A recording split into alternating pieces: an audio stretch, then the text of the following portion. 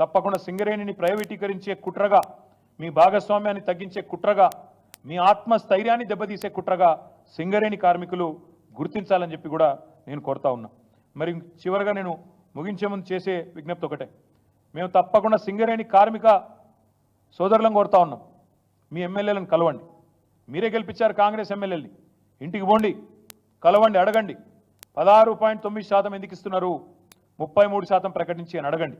ముఖ్యమంత్రి గారి దగ్గర పంపండి 13 మంది ఎమ్మెల్యేలని, ఎందుకు మీరు మాట్లాడలేదని అడగండి. భూపాలపల్లి ఎమ్మెల్యే, కొత్తగూడెం ఎమ్మెల్యే, అదేవిధంగా మిగతా చెన్నూరు, బెల్లంపల్లి, మంచిర్యాల, రామగుండం మంత్రిని ప్రాతినిధ్యం వహిస్తున్న మంత్రి గారు అందరూ కూడా తప్పకుండా స్పందించాలని చెప్పి నేను డిమాండ్ చేస్తా ఉన్నా. తప్పకుండా మీరు అడగాలని చెప్పి కూడా నేను కోరుతా ఉన్నా. ఏఐటీయూసీ కూడా గుర్తింపు సంఘం మీరు మాట్లాడాలా, స్పందించాలా. కూననేని సాంబశివరావు గారు కూడా మాట్లాడాలని కోరుతా ఉన్నా. భారతీయ జనతా పార్టీ ఎవరైతే కుట్రలు చేస్తూ ఉన్నారో వారు కూడా తప్పకుండా మాట్లాడాలి, స్పందించాలని చెప్పి కూడా నేను డిమాండ్ చేస్తూ ఉన్నా. నిజంగా కూడా ఈ ప్రభుత్వం, నేను ఈ చెప్పిన వివరాల్లో, నేను చెప్పిన మాటల్లో ఏమైనా తప్పు ఉంటే ప్రభుత్వం తప్పకుండా స్పందించాలి. నేను కావాలంటే మొత్తం వివరాలు కూడా నేను మీకు ఇస్తాను, ఏమేం జరిగింది, ఎట్ట జరిగింది అనేది కూడా మొత్తం ఇస్తాను. మీరు కూడా చూడండి. తప్పకుండా సింగరేణి కార్మికులకు అందరం కూడా అండగా నిలబడదాం. మేము కూడా మా బొగ్గుగని కార్మిక సంఘాన్ని కూడా నేను మాట్లాడి తప్పకుండా కార్మికులకు సంఘీభావంగా అండగా నిలబడాలని చెప్పి కూడా వారికి కూడా విజ్ఞప్తి చేస్తూ, మీడియా మిత్రులకు కూడా విజ్ఞప్తి, ఈ మోసాన్ని, ఈ కుట్రని, సింగరేణిని ప్రైవేట్ పరం చేసే ఒక ఆలోచన విధానం ఏదైతే ఉందో దీన్ని తిప్పికొట్టే క్రమంలో మీరు కూడా south India's largest company Singareni, దాన్ని కాపాడుకోవాల్సిన విషయంలో మీరు కూడా కలిసి రావాలని చెప్పి కూడా మనస్ఫూర్తిగా మిమ్మల్ని కూడా ప్రార్థిస్తా ఉన్నా. Thank you.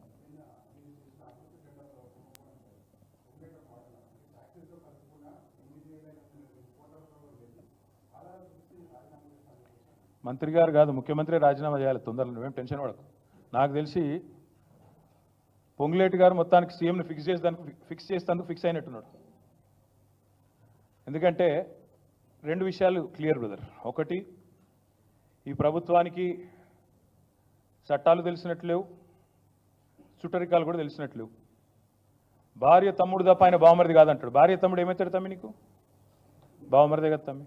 మరి నేను అదే అన్నా, ముఖ్యమంత్రి గారి బావమరిది అని నేను చెప్పిన, ఆశ్రిత పక్షపాతం అని చెప్పిన, ఆఫీస్ ఫర్ ప్రాఫిట్ అనే నిబంధన ఉందని చెప్పిన. అది ఎవరో తెలియదు, ప్రివెన్షన్ ఆఫ్ కరప్షన్ యాక్ట్ మీ రాజీవ్ గాంధీ తెచ్చిండు 1988లో తెచ్చిన చెప్పిన. సెక్షన్ 7, 11, 13 3 చదివి వినిపించిన. ఇవన్నీ విన్న తర్వాత పొంగులేటి గారు ఆగమేఘాల మీద వచ్చి ప్రెస్ మీట్ పెడితే నాకు అర్థమైంది ఏంటంటే, అర్జెంటుగా ముఖ్యమంత్రి గారిని పదవిలోంచి ఊడబిక్కాలన్న ఎజెండా మంత్రి గారికి ఉన్నట్టున్నది. రూపాయి కరప్షన్ జరిగినా, 8,888 కోట్లు జరిగినా దానికి ఖచ్చితంగా తప్పకుండా చర్య ఉంటుంది. ఆ అవినీతి వ్యతిరేక చట్టం కింద, ప్రివెన్షన్ ఆఫ్ కరప్షన్ యాక్ట్ కింద తప్పకుండా చర్య ఉంటుంది. నిజంగా మంత్రికి చిత్తశుద్ధి ఉంటే, నేను రాజీనామా చేస్తా అని హుంకారాలు చేస్తున్నాను నేను చూసిన. మంత్రి గారు నేను అడుగుతా ఉన్నా, నిజంగా నీకు చిత్తశుద్ధి ఉంటే నువ్వు రా, మీరు నేను ఇద్దరం కలిసి హైకోర్టు సీజే దగ్గర పోదాం, వెంటనే సిట్టింగ్ జడ్జితోని ఎంక్వైరీని అడుగుదాం. సిట్టింగ్ జడ్జి గారు కనుక ఇందులో ఏం జరగలేదు, మొత్తం పెట్టండి ఫైల్స్ ఆయన ముంగట, గతము ఇప్పుడు మొత్తం పెట్టండి, తప్పులేం జరగలేదు అని ఒకవేళ వారు తీర్పునిస్తే, ఆయన రాజీనామా అన్నాడు కదా, రాజీనామా కాదు, నేను రాజకీయ సన్యాసం చేస్తా. ఇంకొక మాట, మా మంత్రి గారికి ఒకవేళ ఏమైనా ఇబ్బంది ఉంది హైకోర్టు సీజీ దగ్గర రావడం అనుకుంటే, ఇద్దరం కలిసి కేంద్రంలో ఉండే సెంట్రల్ విజిలెన్స్ కమిషనర్ ఉంటాడు, ఇద్దరం పోదాం. నెక్స్ట్ వీక్ నేను పోతా, నువ్వు కూడా రా, టైం చెప్పు, డేట్ చెప్పు, ఇద్దరం కలిసిపోదాం, సివిసికి ఇద్దాం. మంత్రి గారికి నేను ముందే చెప్తా ఉన్నా, ఇప్పటికైనా తప్పు సరిదిద్దుకోండి, వెంటనే టెండర్లు రద్దు చేయండి. జరిగింది తప్పు, ముఖ్యమంత్రి కూడా నేను చెప్తా ఉన్నా, జరిగింది తప్పు 100%. ఇది ముమ్మాటికి నీకు తెలుసు, ఇరికిపోయినావని తెలుసు.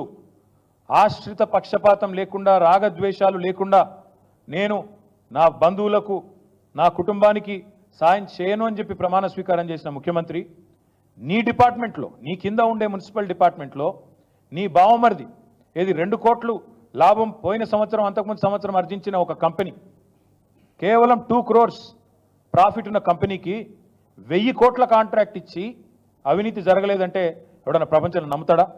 వస్తావా మరి? సివిసి దగ్గరకు వస్తావా? హైకోర్టు సీజే దగ్గరకు వస్తావా? నేను వస్తా, డేట్ చెప్పు, టైం చెప్పు, నువ్వే అపాయింట్మెంట్ తీసుకో, మంత్రి గారికి అంత చిత్తశుద్ధి ఉంటే రా, నేను వస్తా, వాళ్ళ విచారణ మొత్తం ఫైల్స్ పెట్టండి. ఇప్పటికైనా ప్రభుత్వాన్ని నేను డిమాండ్ చేస్తున్నా, సిగ్గు తెచ్చుకోండి, ఇంత బరితెగింపు మంచిది కాదు. స్వయంగా చెప్తున్నాడు ఆయన. నాకు ఆయన గీతా గారి తమ్ముడు గీతా గారి తరఫున బంధువు అవుతాడు. బంధువు కాదు, బామ్మర్దే ఆయన. స్వయంగా ముఖ్యమంత్రి చెప్పిండు, కావాలంటే వీడియో ఉంది, ప్లే చేస్తా. రేవంత్ రెడ్డి గారు స్వయంగా చెప్పినారు, మా మామగారు పద్మారెడ్డి గారు, ఆయన తమ్ముడు మనోహర్ రెడ్డి గారు, ఆయన కొడుకు సృజన్ రెడ్డి గారు అని చెప్పిన వీడియో ఉంది. సొంత బామ్మర్దిని పట్టుకొని కాదంటారు ఎవరన్నా, నాకు అర్థం కాదు దీనికోసం. అందుకే నేను అనేది, సివిసియా, సిట్టింగ్ జడ్జా, పొంగులేటి గారు రండి, తప్పు జరిగింది, ముమ్మాటికి తేలుస్తాం. ఎందుకంటే ఇప్పుడు మీకు తెలిసి ఈ ప్రభుత్వానికి ఒక ఫ్యాషన్ అయిపోయింది. కాళేశ్వరం ఒక జడ్జు, ఎలక్ట్రిసిటీ ఇంకో జడ్జు, మరి దీని మీద కూడా వేయండి. ఇప్పటికైనా ముఖ్యమంత్రికి నేను చెప్తా ఉన్నా, జరిగిన తప్పు ఒప్పుకోండి, టెండర్లు రద్దు చేయండి, మీరు వెంటనే ప్రాయశ్చిత్తం చేసుకోండి, లేకపోతే తప్పకుండా మీ పదవి ఊడుతుంది.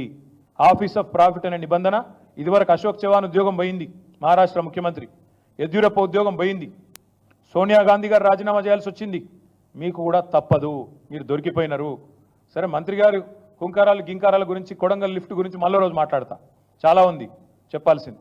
ఎట్లా ఎల్ఎన్టీని డిస్క్వాలిఫై చేశారు, అంతర్జాతీయంగా పేరున్న ఎల్ఎన్టీని డిస్క్వాలిఫై చేసి ఇక్కడ ఉండే సుంకిశాలలో ప్రమాదానికి కారణమైన కంపెనీతో జతగట్టి, ఇదివరకు బండబూతులు తిట్టి ఆంధ్ర కాంట్రాక్టర్ అని, ఈస్ట్ ఇండియా కంపెనీ అని, మాఫియా అని బండబూతులు తిట్టిన వాళ్ళతో మీరెట్లా జతగట్టారు, ఎట్లా గట్టి ఇవాళ మీరు మీ కంపెనీ, అసలు మాకు అర్థం కూడా కావట్లేదు. ఈ రాష్ట్రంలో టెండర్లు పారదర్శకంగా, ప్రభుత్వ సొమ్ము ప్రజల సొమ్ము పారదర్శకంగా జరగాల. కానీ ఎట్లా ఉందంటే వీళ్ళు వ్యవహారం ఎంత బరితెగింపు అంటే, ముఖ్యమంత్రి బామ్మరిదికి ఒక టెండరు, మంత్రి గారికి ఇంకో టెండరు, ఇంత బరితెగింప. ఎవరు ఏమనుకుంటారన్న భయం లేదు, అసలు ఇది తప్ప ఒప్ప అనే విచక్షణ లేదు, కనీసం సోయి ఇంగితం లేకుండా గుడ్డెద్దు చేనులో పడ్డట్టు ఇవాళ ఢిల్లీకి కప్పం కట్టాలి కాబట్టి నోటికి వచ్చినట్టు మాట్లాడతాం, ఎటు పడితే పోతామంటే అన్ని బయట పెడతాం. కొడంగల్ లిఫ్ట్ సంగతి మాట్లాడతాం, రియల్ ఎస్టేట్ స్కాములు, మీ 4th సిటీ అని 4 బ్రదర్స్ సిటీ ఏదైతే నడుస్తున్నదో అది బయట పెడతాం. మా పార్టీ నుంచి చేర్చుకున్న ఎమ్మెల్యేలు అన్నీ చూస్తున్నాం, ఒక్కొక్కరికి ఏమేమి జీవోలు ఇస్తున్నారు, కాన్సీమియా కూడా ఏంది, ఎంఎల్ఆర్ మోటార్స్ ఏంది, అన్నీ బయట పెడతాం, ఒక్కటి కూడా ఇడిచిపెట్టాం. మాకు అన్నీ తెలుసు, ఏం జరుగుతున్నదో తెలుసు. 10 ఏళ్ళు ప్రభుత్వం నడిపిన వాళ్ళం, అందులో మాకు కూడా కొంతమంది అభిమానులు ఉంటారు, చెప్తారు, బరాబర్ చెప్తారు. ఎందుకు చెప్పారు? దొంగలు వీళ్ళు దొంగతనం చేస్తున్నారని చెప్తున్నారు, విజిల్ బ్లోవర్స్ ఉంటారు, తప్పకుండా అన్ని బయటకు వస్తాయి. ఈ ప్రభుత్వం యొక్క భాగోతం అంటే ఎట్లా తయారైనట్టు వీళ్ళు న్యాయస్థానాలను కూడా పిచ్చోళం చేస్తున్నారు. న్యాయస్థానాలను పిచ్చోళం చేస్తారని నాకు అర్థం కాదు. ఈ ముఖ్యమంత్రి చిట్చాట్లో చెప్తాడు, ఏమని ఫార్మాసిటీ రద్దు అంటాడు, శ్రీధర్ బాబు రద్దు అయిపోయింది అంటాడు, స్టేట్మెంట్ ఇస్తాడు. నేను హైకోర్టుకేమో ఫార్మాసిటీ ఉందని చెప్తారు. అంటే న్యాయమూర్తులను పిచ్చోళం చేస్తారా? న్యాయ వ్యవస్థను తప్పుదోవ పట్టిస్తారా? ఇంటింటికి పోయి కండువాలు కప్తారు మా ఎమ్మెల్యేలకు, మళ్ళీ బయటకు వచ్చేమో కోర్టుకు వీళ్ళు మా వాళ్ళు కాదు, కాంగ్రెస్ వాళ్ళు కాదు, వీళ్ళు బీఆర్ఎస్ వాళ్ళు అని చెప్తారు. అంటే న్యాయ వ్యవస్థను అంత అవమానించే విధంగా, న్యాయమూర్తుల యొక్క తెలివితేటలను కించపరిచే విధంగా, న్యాయమూర్తులను కూడా అవమానించే విధంగా ఈ ప్రభుత్వం వ్యవహరిస్తూ ప్రజలను, న్యాయమూర్తులను అందరినీ పిచ్చోళ్ళు అనుకుంటున్నారా? బామ్మర్దులకు టెండర్లు ఇవ్వచ్చు, మంత్రులకు టెండర్లు ఇవ్వచ్చు, ఎవడు మాట్లాడొద్దా? ఆంధ్ర కాంట్రాక్టర్లను మీరు బూతులు తిట్టిన వాళ్ళు, మాఫియా అని తిట్టిన వాళ్ళు, ఈస్ట్ ఇండియా కంపెనీ అని తిట్టిన వాళ్ళు, వాళ్ళకు టెండర్లు ఇవ్వచ్చా?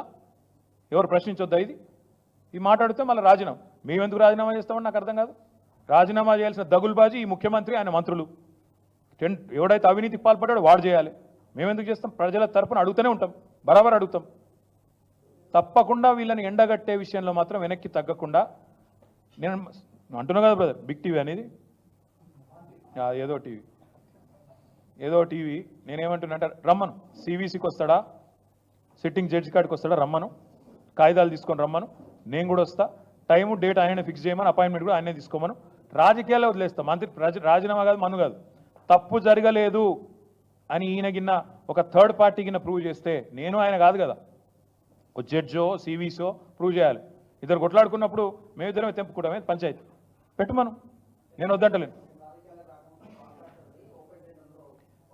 తమ్ముడు, మీకు ఒక చిన్న విషయం చెప్పాలి. ఎంపీగా ఎమ్మెల్యేగా మీరు ఉండి, ఎంపీగా ఎమ్మెల్యేగా ఉంటే వేరు, కానీ ఈరోజు మీరు ప్రభుత్వంలో భాగస్వామి.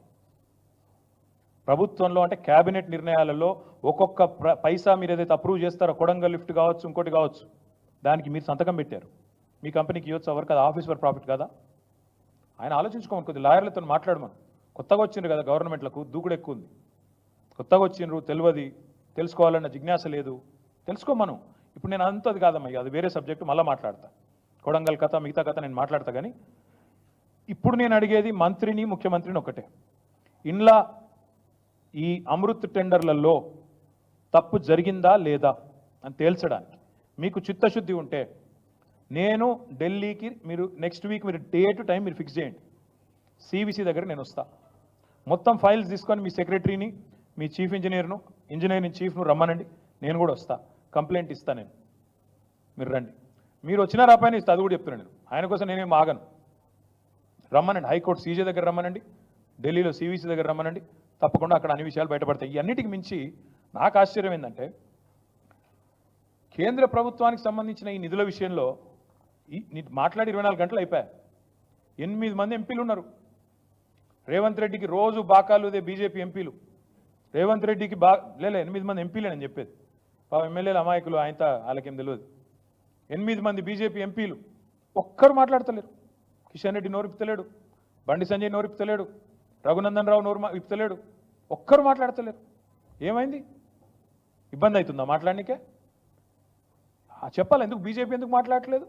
కేంద్ర ప్రభుత్వ పైసల్లో అవినీతి జరిగింది అని ఆధారాలతో సహా మేము రుజువు చేస్తుంటే నేను ఇంకొక మాట కూడా అడుగుతా బ్రదర్. 2 కోట్ల కంపెనీ, ముఖ్యమంత్రి బామ్మర్ది 2 కోట్ల కంపెనీకి 1000 కోట్ల వరకు ఇచ్చుడేగాక ఇంకా హుంకారాలతో, గింకారాలతో, అరుపులతో, బొబ్బలతో ఆగమాగం మాట్లాడి ఆయన గీతా గారి తమ్ముడు ముఖ్యమంత్రి బామ్మర్ది కాదు అని చెప్పి ఏదో పిచ్చి లాజిక్ చెప్పి కన్ఫ్యూజ్ చేస్తా అనుకుంటున్నావా? ఇంకొక మాట్లాడతా నేను. ఐహెచ్పి తీసుకున్నది వర్క్ ఆయన ముంగడ పెట్టిండ్రు. మెయిన్ కంపెనీ ఎవడైతున్నాడో, క్వాలిఫికేషన్ ఉన్నాడు, ఆయన అన్నట్టు 20% వర్క్ చేస్తారట. ముఖ్యమంత్రి బామ్మర్ది 80% వర్క్ చేస్తారట. చివరిగా నేను రాష్ట్ర ప్రజలకు కూడా ఒకటే మాట చెప్తా ఉన్నా. 9 నెలల్లోనే ముఖ్యమంత్రి గారు తమ్ముడేమో అనుముల జగదీష్ రెడ్డి 1000 కోట్ల పెట్టుబడి పెట్టేందుకు ఎదిగిండు. ముఖ్యమంత్రి గారు బామ్మర్దేమో 1137 కోట్ల వర్క్ చేసే స్థాయికి ఎదిగిపోయిండు 9 నెలలనే. ఇదివరకు ఎందుకు లేవు ఇవన్నీ? సడన్ గేటుకలు వస్తున్నాయి, వేల కోట్ల రూపాయలు. చెప్పాలి, ఇవన్నీ సమాధానాలు రావాలి. 1000 కోట్ల పెట్టుబడి స్వచ్ఛ బయో అనే కంపెనీ అంత స్థాయి ఎట్లా వచ్చింది సడన్గా? ఇదివరకు లేనిది. ఇవాళ మరి ముఖ్యమంత్రి గారు బామ్మర్ది 2 కోట్ల లాభంలో ఉన్న బామ్మర్ది మరి తప్పు చెప్పినావా? ఎన్రోల్ ఇన్కమ్ ట్యాక్స్ చెప్పాలి ఇవన్నీ. సో ఇవన్నీ నిగ్గు తేల్చాలి అంటే నాకు చిత్తశుద్ధి ఉంది. హైకోర్టు చీఫ్ జస్టిస్ దగ్గర పోదాం, నేను వస్తా. డేట్ నువ్వు ఫిక్స్ చేయి, టైం నువ్వు ఫిక్స్ చేయి. లేదా సివిసి దగ్గర పోదాం, డేట్ టైం నువ్వు ఫిక్స్ చేయి. Okay, thank you. ఇప్పుడే వాళ్ళతో ఒక ప్రాథమిక సమావేశం కూడా జరిగింది. మా వాళ్ళు రేపు డాక్టర్ రాజయ్య గారు, డాక్టర్ మెతుకు ఆనంద్ గారు, అదేవిధంగా డాక్టర్ సంజయ్ కల్వకుంట్ల గారు, ముగ్గురు కూడా రేపు ఉదయం ఇప్పుడే మేము ప్రాథమికంగా రాజయ్య గారు అందరు కూడా వచ్చి కలిసి కూర్చున్నాం. మేము హెల్త్ పరిస్థితి బాగాలేదు రాష్ట్రంలో, ప్రజల ఆరోగ్యం అసలు ప్రభుత్వం పట్టించుకోవట్లేదన్న ఉద్దేశం మీద 3 కమిటీ వేసాం. రేపు గాంధీ హాస్పిటల్ నుంచి ప్రారంభించాలి వాళ్ళ పని అని వారు అనుకుంటున్నారు. మీరు కూడా దయచేసి సహకరించాలని కోరుతా ఉన్నా. గాంధీ ఆసుపత్రి అధికారులు కూడా సహకరించాలని విజ్ఞప్తి చేస్తా ఉన్నా. మీరు చాలా పారదర్శకంగా ఉన్నామని మంత్రి గారు చెప్పారు.